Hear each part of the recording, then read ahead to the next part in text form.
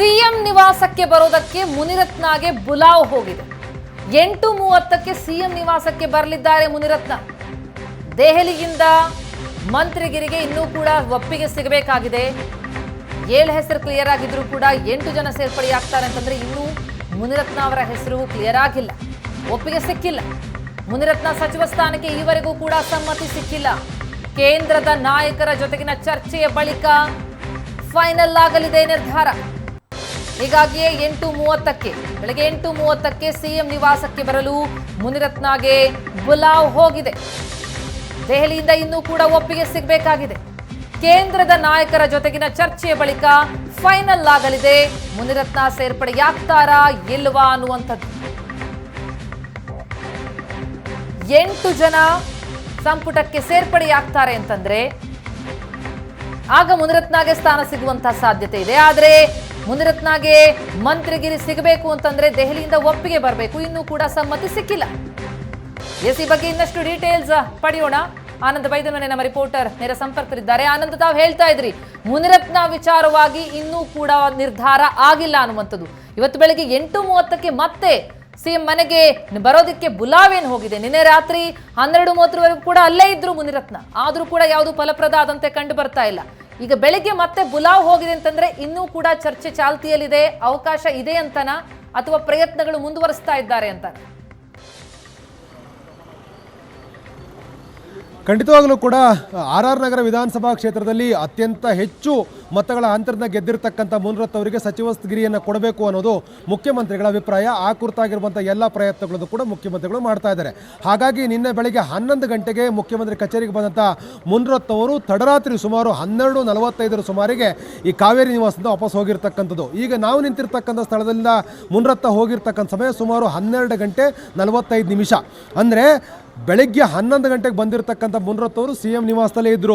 ಸುದೀರ್ಘವಾಗಿರ್ತಕ್ಕಂಥ ಚರ್ಚೆಗಳಾಯಿತು. ಬೇರೆ ಬೇರೆ ಹಂತದಲ್ಲಿ ನಡೆದಿರ್ತಕ್ಕಂಥ ಚರ್ಚೆಯ ಭಾಗವಾಗಿ ಮುನಿರತ್ನ ಅವರಿಗೆ ಸಚಿವ ಸ್ಥಾನವನ್ನು ಕೊಡಬೇಕೋ ಬೇಡವೋ ಅನ್ನೋದ್ರ ಬಗ್ಗೆ ಚರ್ಚೆಯಾಗಿ ಅಂತಿಮವಾದ ನಿರ್ಧಾರವನ್ನು ಬೆಳಗ್ಗೆ 8:30ಕ್ಕೆ ಹೈಕಮಾಂಡ್ ತಿಳಿಸುತ್ತೆ ಅನ್ನುವಂಥ ಸಂದೇಶ ಬಂದಿರುವಂಥ ಕಾರಣಕ್ಕಾಗಿ ಈಗ ಮುನಿರತ್ನ ಅವರಿಗೆ ಬುಲಾವ್ ಬಂದಿದೆ. ಹಾಗಾಗಿ ಮುನಿರತ್ನ ಅವರು 8:30 ಸುಮಾರಿಗೆ ಮುಖ್ಯಮಂತ್ರಿಗಳ ನಿವಾಸವಾಗಿರುವಂಥ ಕಾವೇರಿಗೆ ಆಗಮಿಸ್ತಾ ಇದ್ದಾರೆ.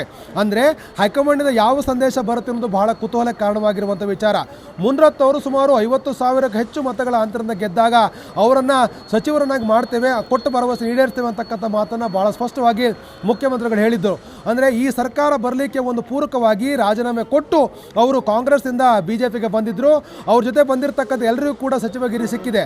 ಆದರೆ ಮುನಿರತ್ನ ಒಬ್ಬರಿಗೆ ಹೊರತುಪಡಿಸಿದರೆ ಎಲ್ಲ ಒಂದು ಕಡೆ ಕೆಟ್ಟ ಸಂದೇಶ ಹೋಗುತ್ತೆ ಅಂತಕ್ಕಂಥ ಮಾತನ್ನು ಭಾಳ ಸ್ಪಷ್ಟವಾಗಿ ಬೇರೆ ಬೇರೆ ರೂಪದಲ್ಲಿ ಹೈಕಮಾಂಡ್ಗೆ ತಿಳಿಸ್ತಕ್ಕಂಥ ಕೆಲಸವನ್ನು ಮುಖ್ಯಮಂತ್ರಿಗಳು ಕೂಡ ಮಾಡಿದ್ದಾರೆ. ಆದರೆ ಆಗಿರ್ತಕ್ಕಂಥ ಬೆಳವಣಿಗೆಯಿಂದ ಮುಖ್ಯಮಂತ್ರಿಗಳು ಕೂಡ ಒಂದು ರೀತಿ ಬೇಸರ ಆಗಿದೆ. ಒಂದು ಮುನಿರತ್ನ ಅವರಿಗೆ ಸಚಿವ ಸ್ಥಾನ ಕೊಡದೇ ಇದ್ದರೆ ಆಗ್ತಕ್ಕಂಥ ಪರಿಣಾಮಗಳು, ಅದರಿಂದ ಹೋಗ್ತಕ್ಕಂಥ ಸಂದೇಶ ನಕಾರಾತ್ಮಕವಾಗಿರುತ್ತೆ ಅನ್ನುವಂಥ ಕಾರಣಕ್ಕಾಗಿ ಮುನಿರತ್ನ ಅವರಿಗೆ ಅವಕಾಶವನ್ನು ಕೊಡಲೇಬೇಕು ಅನ್ನುವಂಥ ಪ್ರಯತ್ನವನ್ನು ಮುಖ್ಯಮಂತ್ರಿಗಳು ಮಾಡ್ತಾ ಇದ್ದಾರೆ.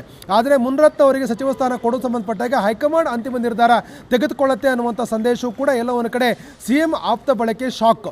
ಹಾಗಾಗಿ ಈಗ 8:30ಕ್ಕೆ ಒಂದು ಅಂತಿಮ ನಿರ್ಧಾರ ಬರ್ಬೋದು ಅನ್ನೋ ನಿರೀಕ್ಷೆ ಇದೆ. ಹಾಗಾಗಿ ಯಾವ ಫ್ಯಾಕ್ಟರ್ ಈಗ ಹೈಕಮಾಂಡ್ ಅನ್ನ ತಡಿತಾ ಇದೆ ಮುನಿರತ್ನ ಅವರಿಗೆ ಓಕೆ ಅಂತ ಹೇಳೋದಕ್ಕೆ?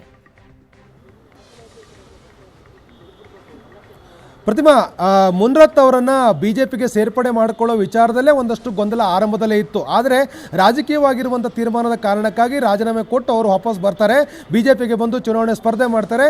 ಸ್ಪರ್ಧೆ ಮಾಡುವಾಗಲೂ ಕೂಡ ಟಿಕೆಟ್ ಕೊಡೋ ವಿಚಾರದಲ್ಲೂ ಕೂಡ ಇದೇ ರೀತಿಯಾಗಿರುವಂಥ ಗೊಂದಲಗಳಾಗಿತ್ತು. ಆದರೆ ಅಂತಿಮ ನಿರ್ಧಾರವನ್ನು ಕೇಂದ್ರದ ನಾಯಕತ್ವ ತೆಗೆದುಕೊಂಡಿತ್ತು. ಮುನಿರತ್ನ ಅವರು ನಿರೀಕ್ಷೆ ಮಾಡಿದಾಗ ಸುಮಾರು 50,000ಕ್ಕೂ ಹೆಚ್ಚು ಮತಗಳ ಅಂತರದಿಂದ ಗೆಲುವನ್ನು ಸಾಧಿಸಿದ್ರು.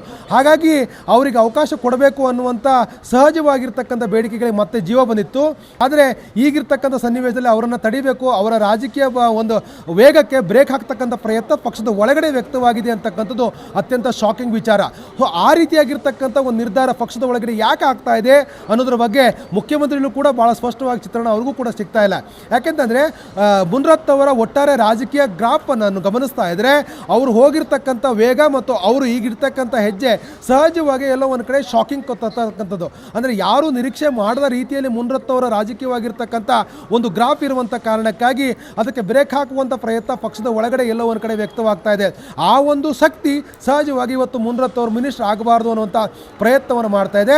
ಅದರ ಭಾಗವಾಗಿ ಅಂದರೆ ಅದರ ಮುಂದುವರೆದ ಭಾಗವಾಗಿ ನಿನ್ನೆ ತಡರಾತ್ರಿವರೆಗೂ ಕೂಡ ಮುನಿರತ್ನ ಹೆಸರನ್ನು ಫೈನಲ್ ಮಾಡಲಿಕ್ಕೆ ಸಾಧ್ಯ ಆಗಲಿಲ್ಲ. 12:45ಕ್ಕೆ ಮುನಿರತ್ನ ವಾಪಸ್ ಹೋಗಿದ್ದಾರೆ. ಇವತ್ತು ಬೆಳಗ್ಗೆ 8:30ಕ್ಕೆ ಮತ್ತೆ ಬರ್ತಾರೆ.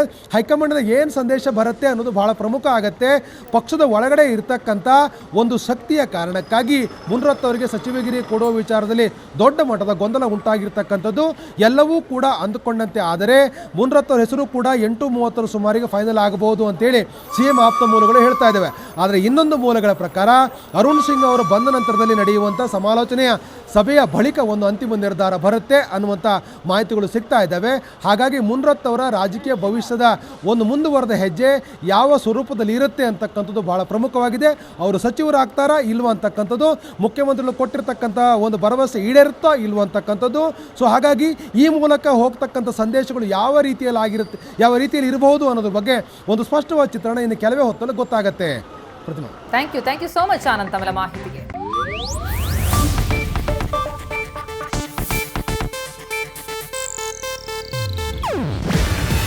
ಇದು ಏಷ್ಯಾನೆಟ್ ನ್ಯೂಸ್ ನೆಟ್ವರ್ಕ್ ಪ್ರಸ್ತುತಿ.